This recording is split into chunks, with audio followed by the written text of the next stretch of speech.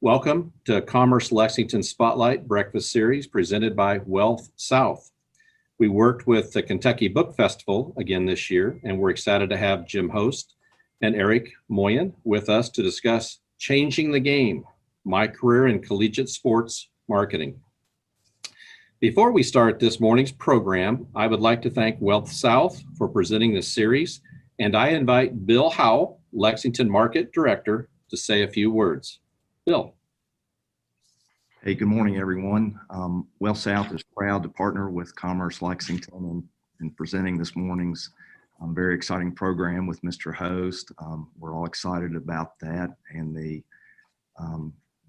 particularly for Mr. Host, who has just spent a lifetime dedicated to making the Central Kentucky region a better place. And we try to bring that same level of passion and excitement to our profession, which is the wealth management and lending opportunities that we encounter throughout this market. We've grown over the last 7.5 years to, I think, become one of the largest wealth management groups in Central Kentucky. And to accommodate that growth, we've recently moved to a new office building at 106 West Vine Street. So that's exciting for us. Don't worry about remembering the address. We've got a big sign on top of the building now. So very exciting times for us. So once again, thank you for this opportunity to be a part of this program, and hope everybody enjoys it. Thank you.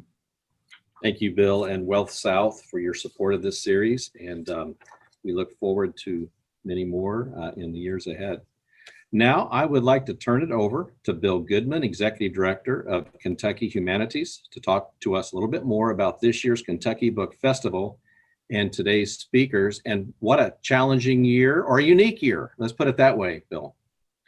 Well, Bob, thank you very much. It has been a challenging year, but it has been a good year for Kentucky Humanities. And this week with the Kentucky Book Festival has just been exciting. And we've had some wonderful speakers and discussions, including this morning with Jim Host. I want to thank you, Bob, and your staff at Commerce Lexington for making this the third year in a row that we have partnered with you and brought you a speaker or speakers during the Kentucky Book Festival.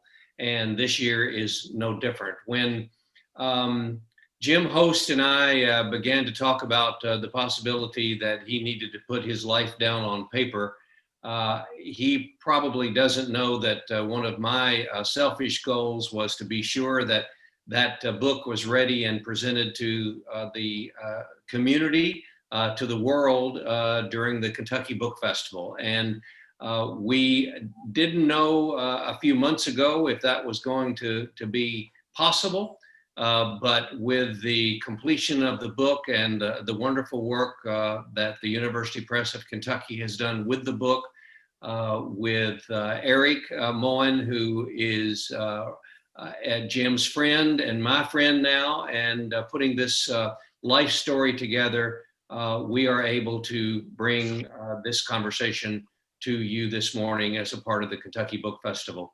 Real quickly, Bob, the festival, there are events tonight and all day tomorrow. Very easily to find those events. They're all free. There is a registration for only one that is in case you want to buy somebody's book. Jim's book is also going to be available, but there's a very easy registration which gives you the Zoom link for activities all day tomorrow, starting in the morning all the way through tomorrow evening for the Kentucky Book Festival, as if we were all meeting and together at the Alltech Arena where we usually have this event. So Bob, once again, thanks so much for our partnership, and good luck throughout this pandemic and the rest of the year. And I'm looking forward to hearing Jim and Eric this morning. Thank you, Bill. And it's indeed an honor. It's a privilege for me to be able to say a few more words about Jim and also to introduce Eric. If you've not read Jim's book and you want to know Jim, read his book. It is such a personal, well-written book that when you get done, you know so much more about him as the person, but also what impact he's had on the Commonwealth and this nation.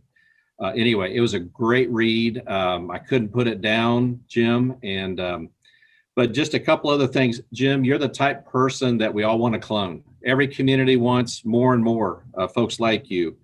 A person of great character. Jim desires to be the best person he can be, and he expects the same out of others, and that's very important. He's a visionary. He's not in this world to profit by it, but demands of himself and us that we make the Commonwealth of Kentucky, Eastern Kentucky, Central Kentucky, the pride of this nation. And with Jim, you had better be 100% direct with him. Always have the right intentions, or you'll get called out. But I'm not trying to say he's perfect, but I'll tell you what, if I've ever known anybody, he's pretty doggone close. So anyway, Eric, your touch and being able to bring to life Jim Host was incredible. But Eric's associate professor and department head of educational leadership at Mississippi State University. He's also the author of Frank McVeigh and the University of Kentucky's A Progressive President and the Modernization of a Southern University. So I'm going to turn the program over to Eric and Jim, and fasten your seatbelts. This is going to be a fascinating period of time here. Gentlemen. I want to say thank you to Bill Howell and WealthSouth for sponsoring this event. Knowing a little bit about corporate sponsorships in college sports, I know that these kinds of events can't happen without people like Bill Howell, and I'm deeply appreciative for him sponsoring this. How did this book start, and why did it start?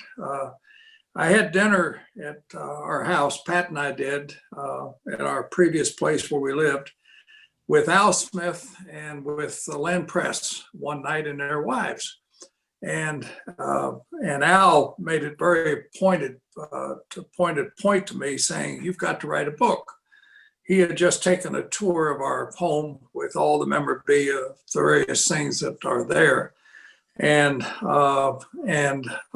he said, "I'm going to get in touch with Terry Birdwhistle at the university libraries, and I want you to do an audio history." So I got in touch with Terry Birdwhistle. We met. I've got a South office at Panera Bread, and so we met at my South office, and Terry and I talked at length. And I agreed to do an audio history, and I did 22 two-hour audio history sessions with Terry interviewing me about my life. And as a result of that, Terry, about halfway through it, asked me if I knew who Eric Moyen was. And I said I didn't have a clue who he was. And he said, "Well, I want you to read a book that he wrote." And he gave me the book on Frank McVeigh, who's considered the first great president of the University of Kentucky. Came here in 1917 from North Dakota State, and stayed as president until 1940. And Eric captured him as well in that book as anything I've ever read. And Terry had a motive to his madness because of the fact that he felt that if I did a book, I should have Eric help me with the book. And that obviously sold me. And Bill Goodman has stayed after me for the same period of time, also to do a book, which I have hesitated to do forever. My mother comes from a family of 15 and my dad from a family of 5. I've got 61 first cousins, and I'm the first person in my family ever to go to college or ever graduate from college, which doesn't seem possible when you think about it. But I was raised in northeastern Kentucky in Ashland. God gave me the ability of throwing a baseball. I got to UK on one of the first 2 baseball scholarships ever given at Kentucky, and enrolled in the radio arts department, which Len Press became the head of. We developed a very strong and personal relationship with the guy who ended up forming Kentucky Education Television. And through the process, I met Eric Moyen, who Terry introduced me to, who wanted to do history of the Southeastern Conference. And I got him to the proper people at the Southeastern Conference, but we remained friends from that point on. And I am just so happy that he partnered with me on the book. If you think I had the ability of writing like that book is, you're crazy. He's the author. All I did is supply some of the information. So I want to introduce to you Eric Moyen to talk about how he got involved with the book. Eric? Thank you so much, Jim, for the kind words. The opportunity to write with Jim was incredible, and it was also the easiest thing that an author could ever do. As Jim has heard me say over and over, as I read through the interviews that Dr. Birdwhistle completed and then asked Jim further questions over and over, I said, you couldn't make this stuff up. I mean, this is incredible. I mean, how easy is it to tell a good story when you have so much woven through the fabric of his life and his story? For those who have read the book, or for those who have not, there are two very clear themes that come across. And one of them is Jim's love and investment in Kentucky. And the other is his love and investment in college sports and college sports marketing. So I thought I would begin, Jim, by allowing you to unpack a little bit about the Kentucky side of your story, which is that your family moved to Ashland in the 1950s. Would you talk a little bit about what Ashland and Eastern Kentucky was like in the 1950s, and also maybe address how your parents and your coaches influenced who you became as you worked your way into politics and business in the bluegrass? My dad was a tough old German and dealt with a razor strap with my two brothers and myself. We lived in a small home on Elm Street in Ashland. I came there in the 8th grade. We had lived in Paw Paw, West Virginia, Iron Gate, Virginia. I was born in Kane, Pennsylvania, whose great claim to fame was being the birthplace of the great basketball coach Chuck Daly. And years after that, I became a part of the Naismith Basketball Hall of Fame Board of Trustees and got to know Chuck because he was a member of the Hall of Fame. And so we came to Ashland in the 8th grade. I started pitching for the high school team when I was in the 9th grade and still in junior high school. And George Conley, Larry Conley's dad, was my high school coach. I played basketball. I was pretty good basketball player. Just couldn't jump and couldn't run. Other than that, I was pretty good. And I could shoot the eyes out of it. But I dislocated my left shoulder going up for a basket and laying a ball in, and came down on my left arm. And so George Conley said, "You're too good a baseball pitcher. I'm not going to let you get hurt anymore playing basketball or football," because I was also trying to be a football player. And so from that point on, my sport was baseball. I became the basketball team manager of the Ashland High School basketball team. And in my senior year, I was the team manager of the Kentucky High School All-Star team, which the coach was Paul McBrayer from Eastern Kentucky. He liked the job I did so much that he got Turkey Hughes at Eastern Kentucky, the baseball coach, to offer me a full scholarship in baseball and also to be the basketball team manager. So I was on my way to Eastern Kentucky to play baseball and be the basketball team manager with a full scholarship. And I was pitching in the finals of the state high school semi-pro baseball championship and pitched against Steve Hamilton, who ended up going on to the major leagues with the Washington Senators, New York Yankees, and beat him 2-1. And after the game, my dad was standing over behind home plate or behind the screen, and he was talking to somebody I didn't recognize. And the individual approached me, and it was Harry Lancaster, who was Coach Rupp's assistant and also the head baseball coach. And he said, "I want to offer you a full baseball scholarship to come to Kentucky to play baseball." Well, anybody growing up in Kentucky, as I did, listening to UK basketball and UK football on the radio, you had to be a Kentucky fan. And so I said, "Well, I've already agreed to go to Eastern Kentucky and I've already signed a scholarship." He said, "Don't worry about that. I'll call Turkey and you'll be through with that and you'll come to Kentucky." So that's how I ended up coming to UK, and it's the greatest thing that ever happened to me. I owe so much to the University of Kentucky for everything it's meant to me all these years, and I've stayed very close to UK and tried to give back over these long period of years. But that's how I got to Kentucky, Eric. All right. You mentioned how much you owe to the University of Kentucky because of how it changed your life. And I will also mention, Jim has said to me, he was the first one in his family of all those cousins to ever have an opportunity to go to college. Could you explain what your thoughts were about UK when you arrived in 1955 and what you learned at UK? I had one desire only, to be a Major League Baseball pitcher.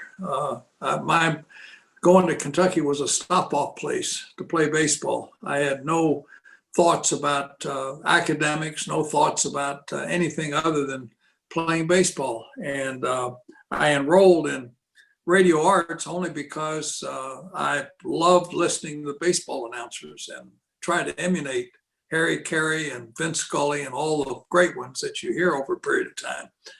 He used to describe the leaves on a tree walking on the campus at UK, practicing my radio voice. And as a result of that, I started doing play-by-play for the university radio station as a color announcer, first as a freshman, and then became the radio play-by-play announcer for the university radio station. Started doing high school sports for Claude Sullivan when he was out of town, and did high school games with Ted Grizzard, who was the famous man on the street for WBLK. Started doing then disc jockey work at BLK. In fact, in 1959, the afternoon disc jockey was Hal Rogers, who's now a congressman, and I was evening disc jockey. And we played the top 40. We were the first stand-up board in Kentucky. Stand-up board meaning he used to spin records sitting in a studio, and I was part of the stand-up board, first stand-up board, playing the top 40. Almost got fired one night when I hated Elvis Presley. So I would skip Elvis Presley songs, and Claude Sullivan would listen continually on he had a whiplash antenna on his car and a two-way radio that went into the booth, broadcast booth. And so he called me, he said, "Did you just skip Elvis Presley?" And I said, "Yes, sir." He said, "Now do that again. That'd be the last time you ever done it." And so I never skipped Elvis Presley again. But that's where I started doing play-by-play and started my radio experience and so on. But it wasn't intended. I didn't go to Kentucky intending to do that, but I picked a course that I thought I would like, and obviously that background in radio and television arts crafted me to be able to structure my business going forward. Mm-hmm. And you mentioned that your desire was to be a big league baseball player. How did that progress, and then how did it come to an end? Well, I signed a contract with Chicago White Sox in 1959. They didn't have the draft then. And so there were three of us who signed from UK's team. Jerry Sharp, who was a left-handed pitcher, who had a no-hitter during the year and was a heck of a good pitcher, a left-hander who had transferred to Kentucky out of junior college in Mississippi. And Doug Shively, whose dad, Bernie Shively, was a longtime AD at Kentucky. And Doug was a great athlete. He was a four-sport letterman in track and field, football, basketball, and baseball, and a heck of an athlete. And only problem was he couldn't hit a curveball, but he knocked the dickens out of a fastball. And so there were the three of us got into Jerry's old swept-back Dodge car, and we drove all night and all the next day to get to Holdridge, Nebraska, which is where we were supposed to report to the Class D Rookie League. And as we rolled into Holdridge, the only hotel in town was locked, and it was about 3 o'clock in the morning. So we slept the rest of the night, and there was a hailstorm that came up, worst hailstorm I've ever seen. Hailstones as big as softballs, and they hit the back window of this Dodge and broke the window in it. That's how the storm was. Scared the crap out of us. And the next day we reported to the field, And there were 72 of us that reported for 18 spots. Had no clue. We thought, heck, all three of us thought, man, we had signed. Well, we hadn't read the fine print very well in our contracts, which I signed and never looked at, just signed it and thought, oh, I'm on my way. Well, there were 18 of us that made the team. Jerry and I were two, and Doug didn't make the team because I struck him out in every inter-squad game we played with curveballs, and he's never forgiven me since then. And so I made the team, and then halfway through the year, I was having a pretty good year and got promoted to the Class B 3I League, which today would be AA, and was in my last game that year against the Cedar Rapids Braves, pitching against a team that ended up with 4 guys on it that made the major leagues.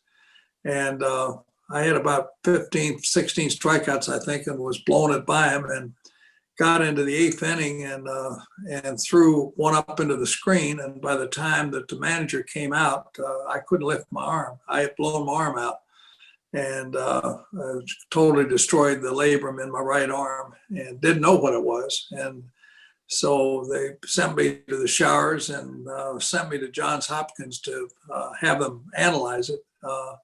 And they shot it full of cortisone and said, go home, you'll be okay in the spring. Well, of course, I wasn't okay in the spring, and to this day still can't lift it very well.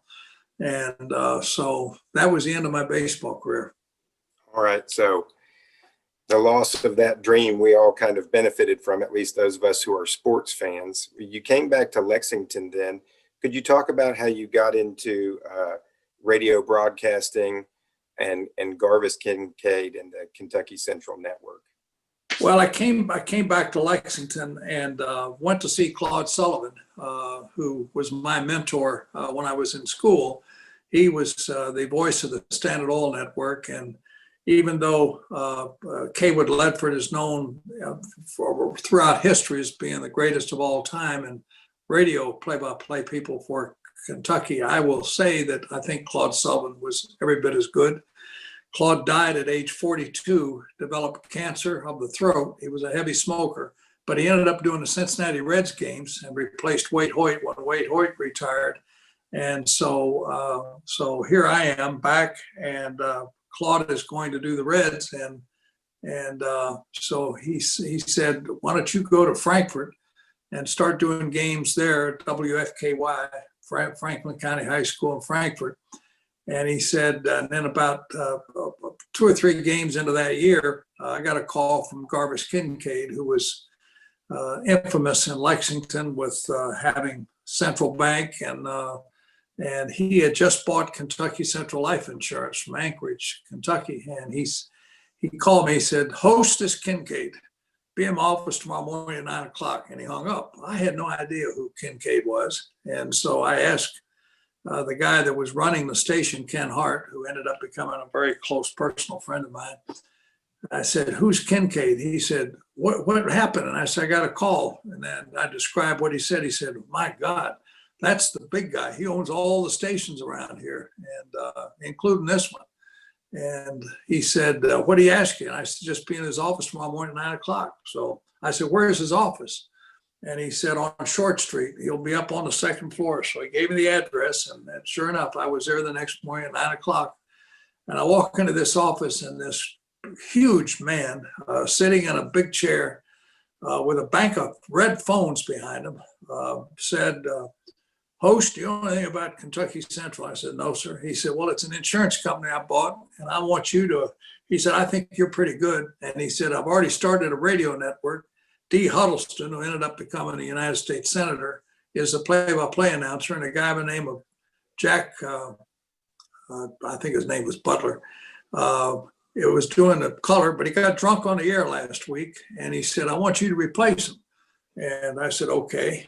And so I called Dee Huddleston, and he welcomed me with open arms, and I ended the year doing color for the Kentucky Central Network. And at the end of the year, Dee said, Jim, I don't want to do this anymore. I don't like traveling. And he said, I've got to run WIEL in Elizabethtown. He also was running to be a state senator and ended up becoming a United States Senator, and a terrific human being. And he said, I want you to take over the network. So here I am, 21 years old.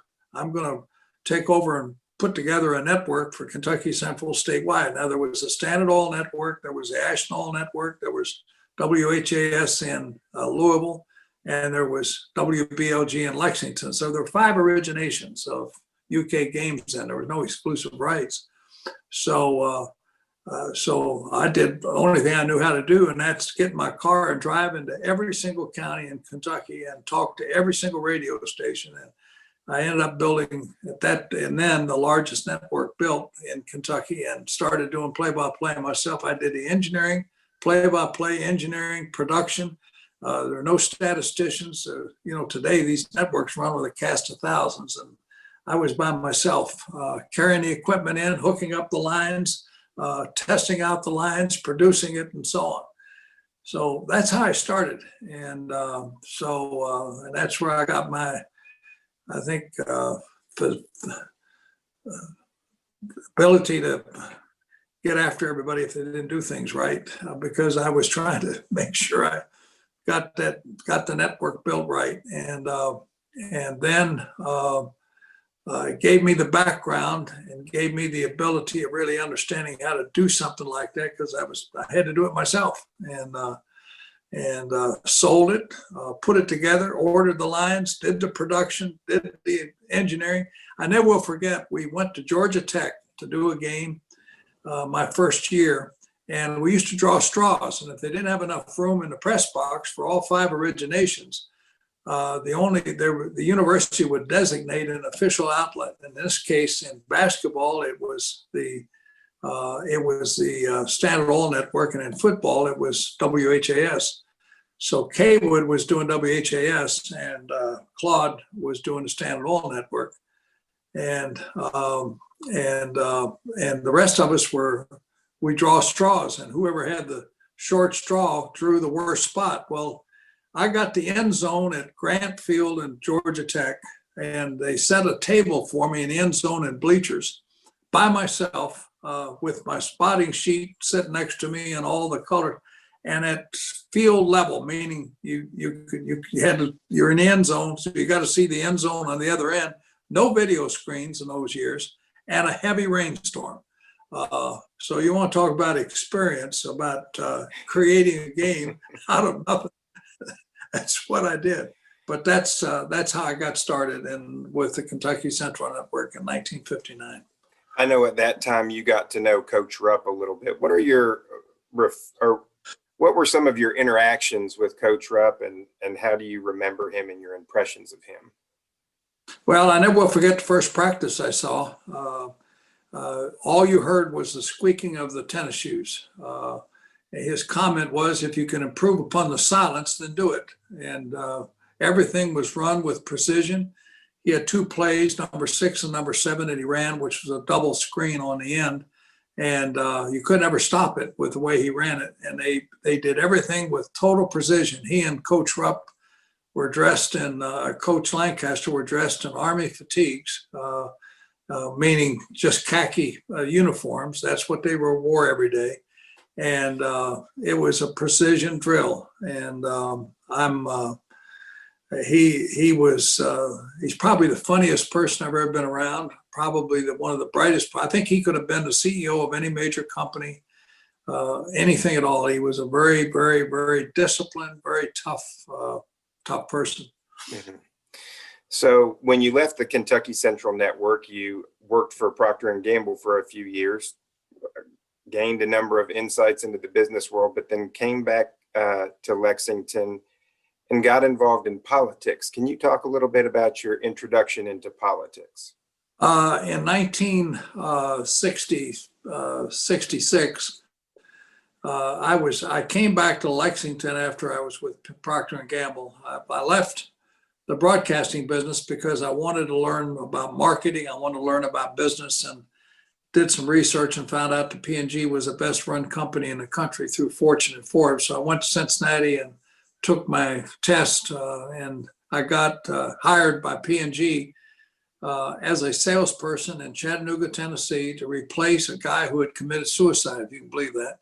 and he had committed suicide because P&G was third in sales out of three, only place in the country that happened, because there was a huge supermarket chain called Dixie Saving Stores who refused to discount 2% 10 days, which was a Procter & Gamble requirement. So they wouldn't buy anything, and that's why they didn't have any distribution in the Chattanooga market. My job was to go try to correct that, which thank God over a period of time I did. And then I got promoted into Washington, D.C. to that area. Was there when Kennedy was killed. What an experience to drive over to the White House and drive around. You couldn't, I mean, they didn't have the Secret Service stuff like you have today, and see all the, and then walked with my boss across the field in Arlington up on the top of the hill and oversaw the funeral, if you can believe that, with, I never will forget Charles de Gaulle and Haile Selassie marching in the procession to follow the caisson that was carrying John F. Kennedy to his funeral, or to his resting place. So I decided that, and they were going to promote me to Philadelphia, in downtown Philadelphia, and I didn't want to go to Philadelphia. I just didn't. I didn't want to go to a big city, so I came back to Lexington and I took my real estate and insurance test on the same day, and I became a licensed real estate broker and a licensed insurance agent. Put together an insurance agency called Crane Hardwick and Oates with two partners. We built it into the second largest in the city, and I did pretty well in the real estate business and started building houses. I built 25 houses. Did I know anything about that? Nope.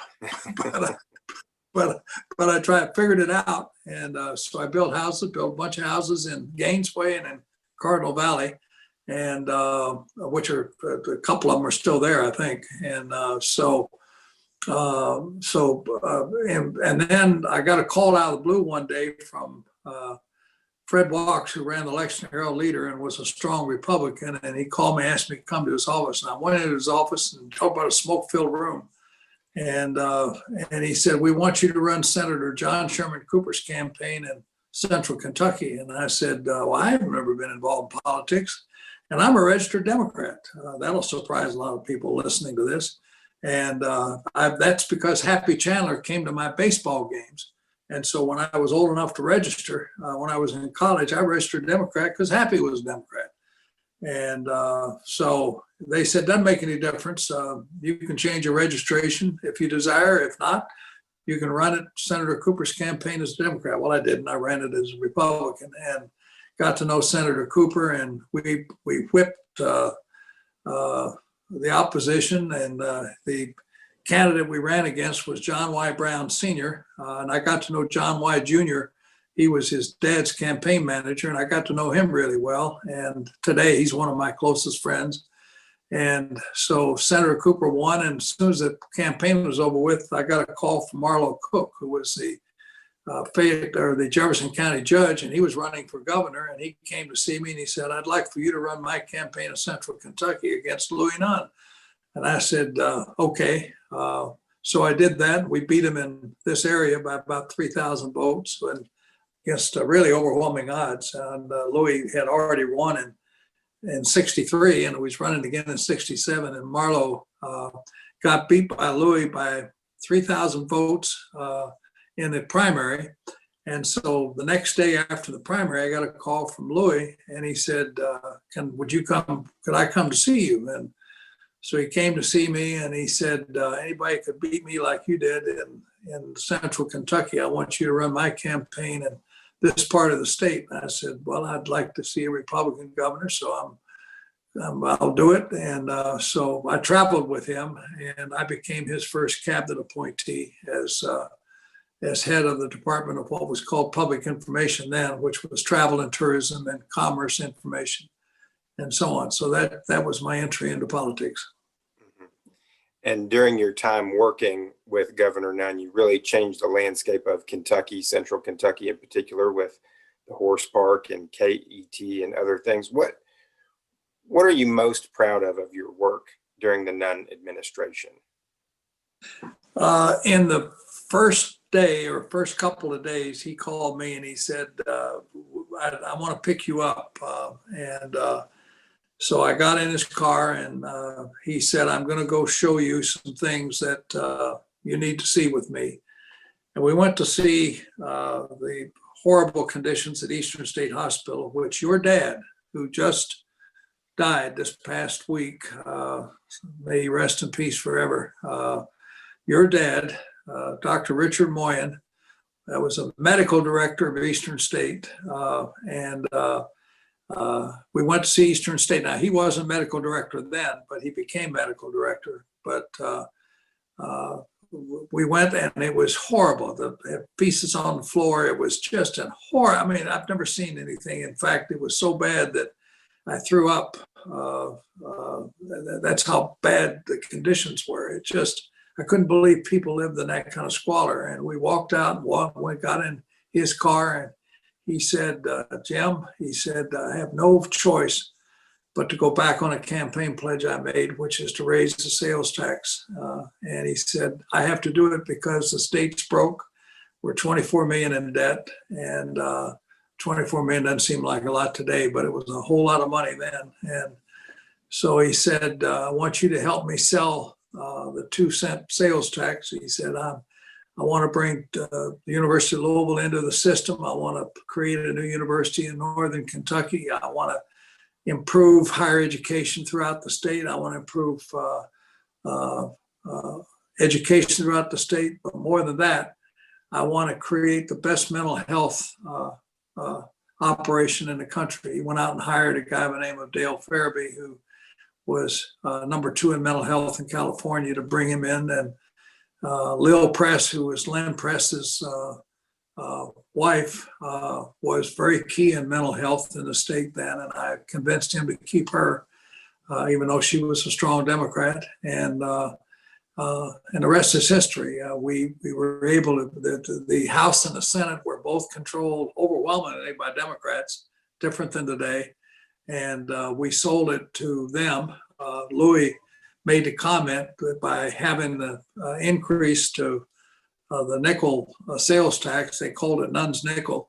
And Wendell Ford beat the crap out of Tom Emberton, my running mate, in 1971 by it being called Nunn's nickel.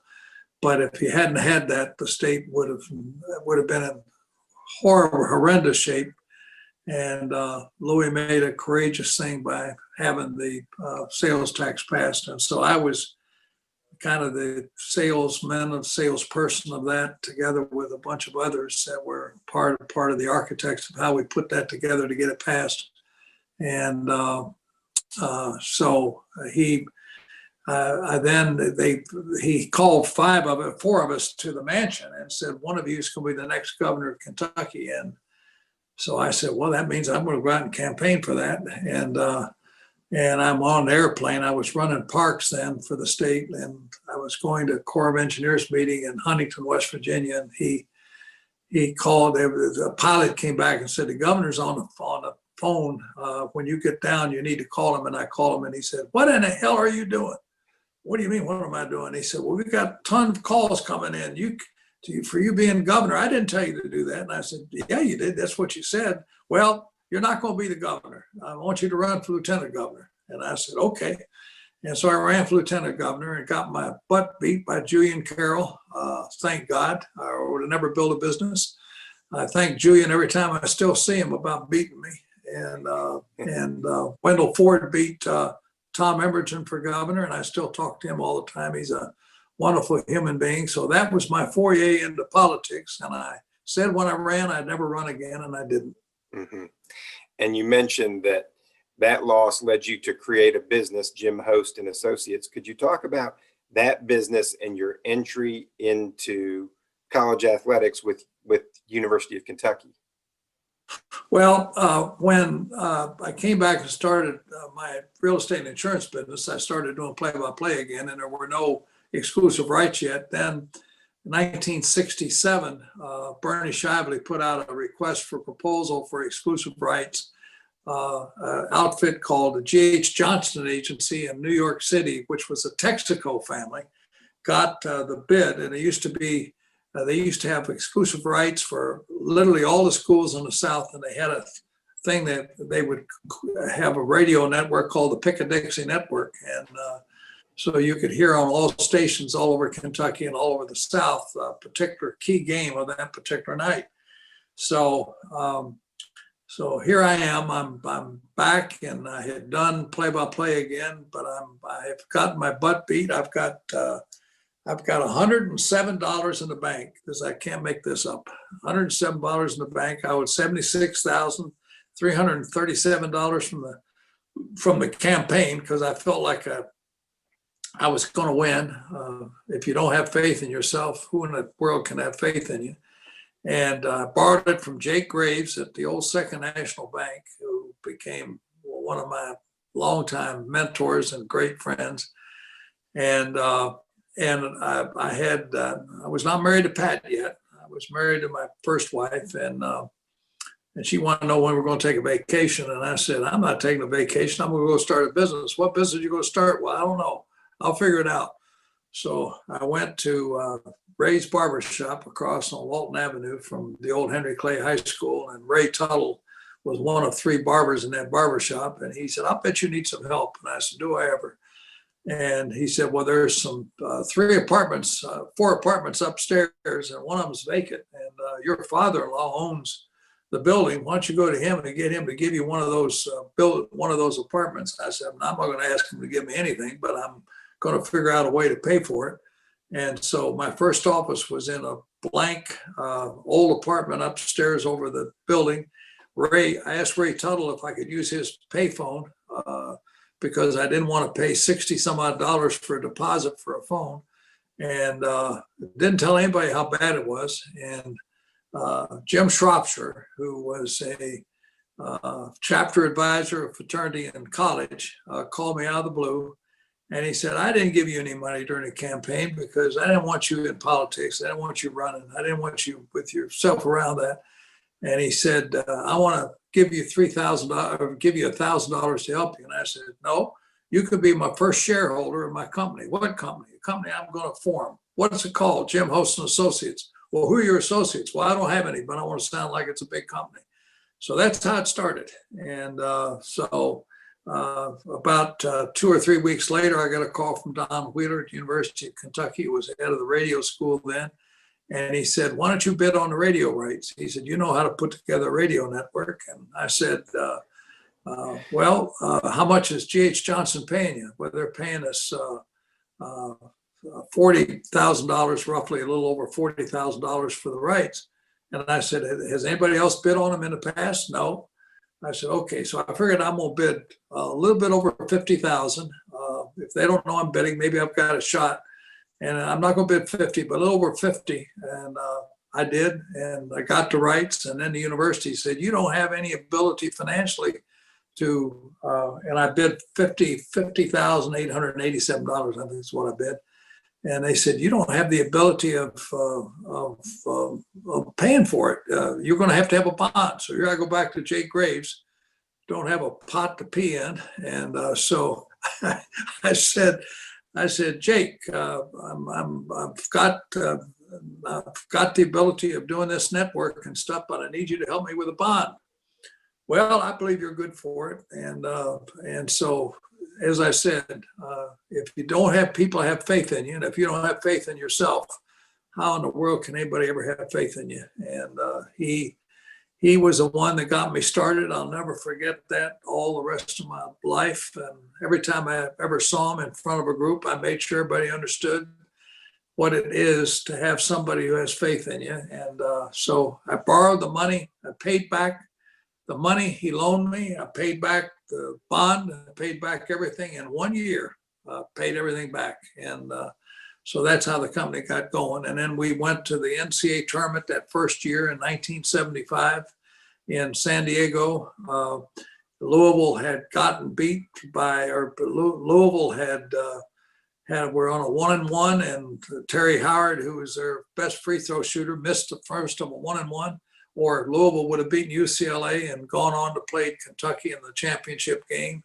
And it was UCLA, and John Wooden walked into the dressing room and into the press headquarters. And the press thing wasn't any bigger than the room I'm sitting in right now. There were no more than 10 people sitting in this room to have a press conference. And Coach Wooden leaned forward into the mic and he said, "Monday night will be my final game." And and all at once I'm looking at how much Mutual, I asked how much Mutual was paying for the radio rights. And they told me, and they said, "You're paying more for Kentucky and we're getting from them. How much you getting for all the other rights you're getting?" And they said $21,000. I said, "I'll tell you what, I'll give you $30,000 and I'll put together the first ever NCAA radio network." So that's how I got started with the NCAA. We could spend hours talking about your work in college sports marketing with the NCAA and institutions around the country. But for the sake of time, there are two really big things that you as an entrepreneur created during your career working with the NCAA and college sports marketing. Those were bundled rights and corporate sponsorships. Could you explain how those came about in your mind and how they transformed college athletics? When we started doing UK stuff, somebody did the radio, that was me and our company. Somebody did the programs, that was somebody else. Somebody sold advertising on the scoreboard, that was somebody else. And the coaches kept their own rights because the only way they could make extra money was putting their show on television or on radio. And so they kept control their own rights. I had sold a big deal to Coca-Cola, radio network deal.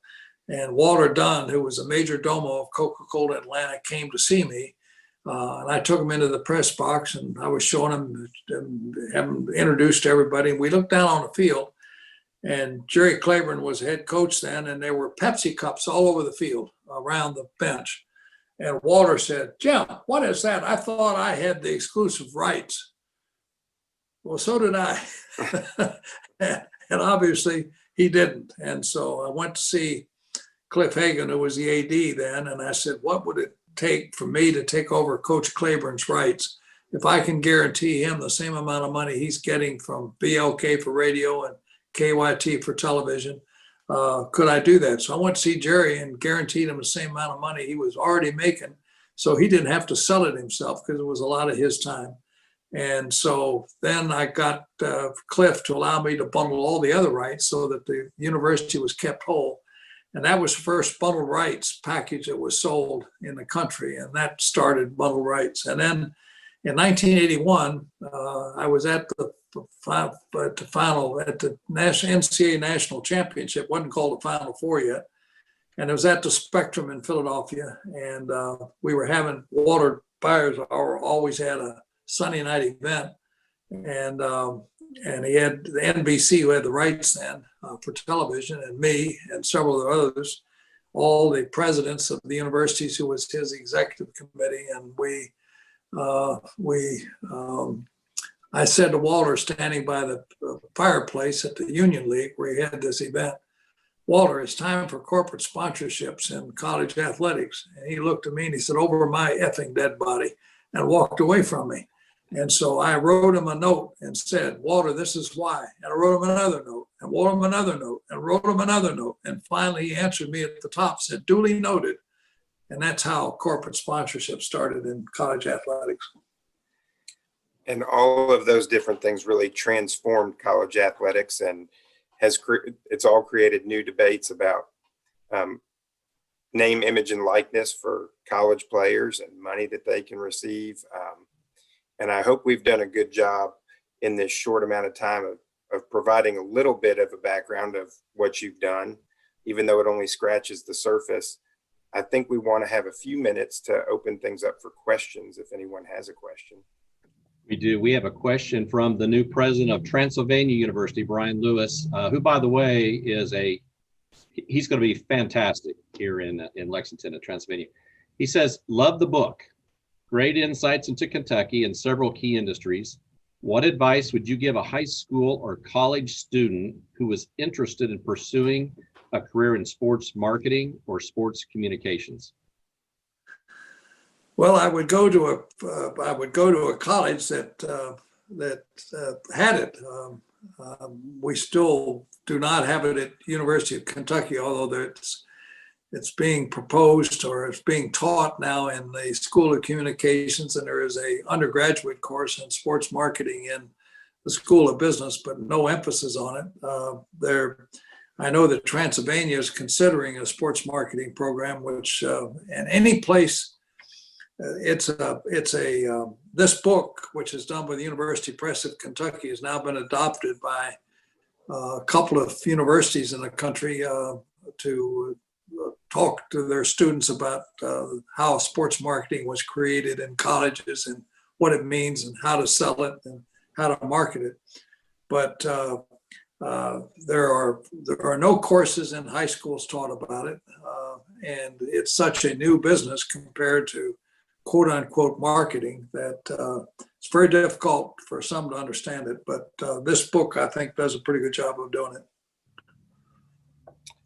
Very good. And I just want to say, if anybody else has questions, Jim is one of the most approachable people that I know, and I'm sure you're probably going to be hearing about him, hearing from him about his book.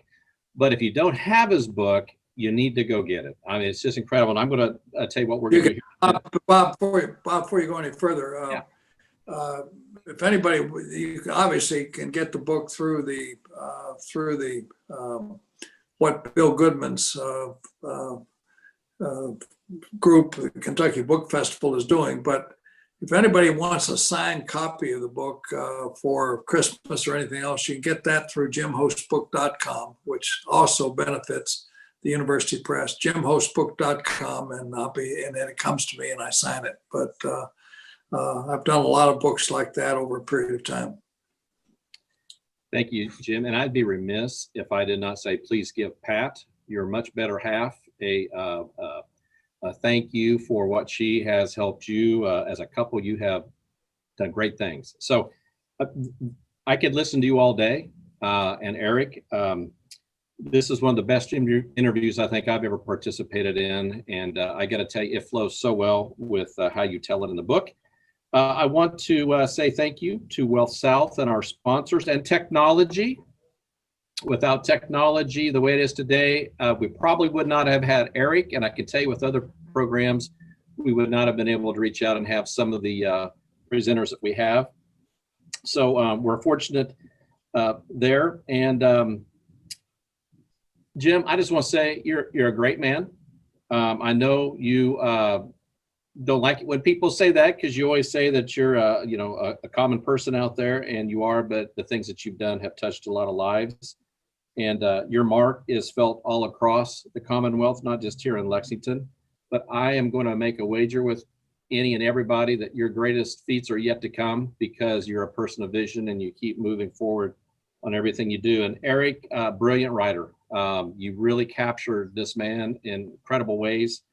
And again, for those who haven't read the book, you will see very quickly, you'll feel that warmth and that connection immediately. And I've read many books, but I have to tell you, you have a real special touch there. And also, we want to extend our thoughts and sympathies to you and your family for the passing of your father. That affected us, and but we're also grateful that you were able to join us. Just to add to what Jim said, we're going to send out to all the attendees today information on purchasing the book, and we hope that you will. And today's interview was a great tease for doing so.